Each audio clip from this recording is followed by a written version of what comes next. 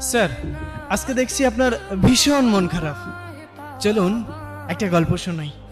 যখন আমার ভীষণ করে কষ্ট হয়, আমি তখন এই কথাগুলো নীরবে শুনি।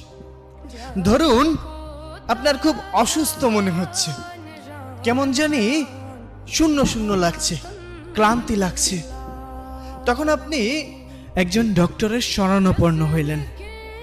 ডক্টর আপনাকে অনেকগুলো রিপোর্ট দিল। আপনি পরীক্ষাগুলো করে রিপোর্টগুলো ডক্টরের হাতে তুলে দিলেন। ডক্টর রিপোর্টটা হাতে নিয়ে আপনার মুখের দিকে তাকাচ্ছে, আবার রিপোর্টের দিকে তাকাচ্ছে। তখন আপনাকে জিজ্ঞাসা করলো, আপনার সাথে কেউ আসেনি? তখন আপনি বললেন, না, আমি একাই এসেছি। অনেক দিন ধরেই ক্লান্ত মনে হচ্ছে, কেমন জানি মনে হচ্ছে, আমি জানি না। তখন ডক্টর অনেকটা মলিন মুখে বললেন, হয়তো আপনাকে এই কথাটা বলা উচিত হবে না, কিন্তু তারপরও যেহেতু আপনার সাথে কেউ নেই, আপনাকেই বলতে চাই, আপনি আর 2 মাস বাঁচবেন। আপনার জীবনের সব ইচ্ছা আকাঙ্ক্ষা সবকিছু পূরণ করে নিন। যদি কোনো কিছু ইচ্ছা অপূরণীয় থাকে, আপনি পূরণ করে নিতে পারেন। এই 2টা মাস আপনি এই পৃথিবীকে দেখে নেন। আপনার যে রোগ ধরা পড়েছে, আমি সে রোগের নাম নিতে চাচ্ছি না, তবে ভেঙে পড়বেন না। মানুষ মাত্রই মরণশীল, আজ না হোক কাল ঠিকই চলে যেতে হবে। আপনাকে এজন্যই সতর্ক করে দিলাম, কারণ আমি এমন রোগী অনেক দেখেছি। ঠিক তখন আপনি স্তব্ধ হয়ে গিয়েছেন। আপনার এত ক্ষমতা, এত জোশ, এত টাকা, এত অর্থ সম্পদ কোথায় যাবে? কোথায় যাবে? যত বড়ই শক্তিশালী মানুষ হোক না কেন, মানুষ তো মরণশীল। আপনি রিপোর্টগুলো হাতে নিয়ে হসপিটাল থেকে বের হয়ে যাচ্ছেন। আপনার চোখে মুখে মলিন একটা ভাব। আপনি চারপাশটা খুব মনোমুগ্ধকর ভাবে তাকিয়ে আছেন, প্রকৃতি দেখছেন। কেমন জানি আপনার এই প্রকৃতি ছেড়ে যেতে মন চাচ্ছে না। আপনার ভীষণ কষ্ট হচ্ছে, দম বন্ধ হয়ে যাচ্ছে। আপনি বাসায় গেলেন। বাসায় যেতে অনেক দেরি হয়ে গেল। তখন প্রতিদিনের মতো আজও বাবা বলে উঠলো, "হ্যাঁ, দেখো তোমার গুণধর ছেলে এসেছে, নাও এখন হাত পা ধুয়ে খাবার দাও, খেয়ে আবার বের হোক। সারাদিন তো কোনো কাজকর্ম নেই, ঘুরবে ফিরবে আর বাবার ঘাড়ে বসে খাবে।" আপনি কথাগুলো শুনছেন, কিন্তু আজ আর কোনো প্রতিবাদ করলেন না।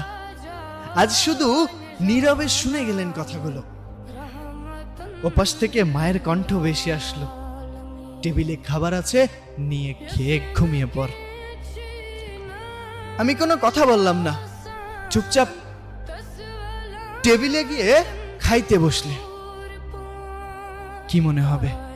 বারবার মনে হচ্ছে খাবার এক এক লোকমা যখন মুখে দিচ্ছেন, আপনার কাছে মনে হচ্ছে এটাই হয়তো শেষ মায়ের হাতের রান্না। আপনার খুব ভালোবাসা পেতে ইচ্ছা করছে। চোখের পানি খাবারের প্লেটে এসে পড়ছে। আপনার ঘটনা তো কেউ জানে না। হঠাৎ করেই আপনার কানে ভেসে উঠল প্রতিনিয়ত সেই আজানের ধ্বনি। আপনি খাবারটা শেষ করে দৌড়ে চলে গেলেন নামাজ পড়তে। নামাজ শেষ করে বাহিরে আসলেন। বাসায় এসে ঘুমিয়ে পড়লেন। সকালে ঘুম থেকে উঠে ফজরের নামাজ আদায় করে প্রকৃতির সৌন্দর্য উপভোগ করছেন। কত সুন্দর পাখির কিচিরমিচির, সূর্যটা কত সুন্দর লাল রক্তিম ধারণ করে আছে। সবকিছুর প্রেমে পড়ে গেলেন।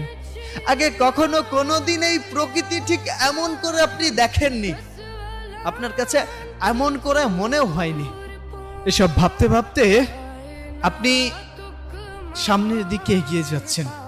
হঠাৎ করেই আপনার সাথে সেই মানুষটির দেখা হলো, যেই মানুষটাকে আপনি একদম সহ্য করতে পারেন না। স্যার, একটু ভাবুন, তখন আপনার ইমোশনটা কেমন হবে? আপনি তার সাথে তর্ক বিতর্ক করার বদলে তাকে বুকে টেনে নিলেন।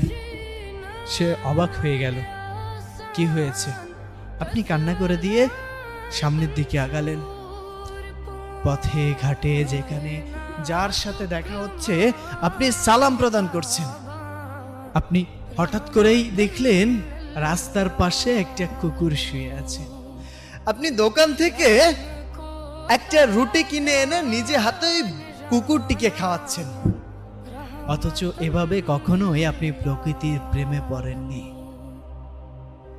আপনি এই পৃথিবী, এই দুনিয়া, এই সৌন্দর্য ছেড়ে আপনি কোথাও যেতে চাচ্ছেন না, কিন্তু যেতে হবে।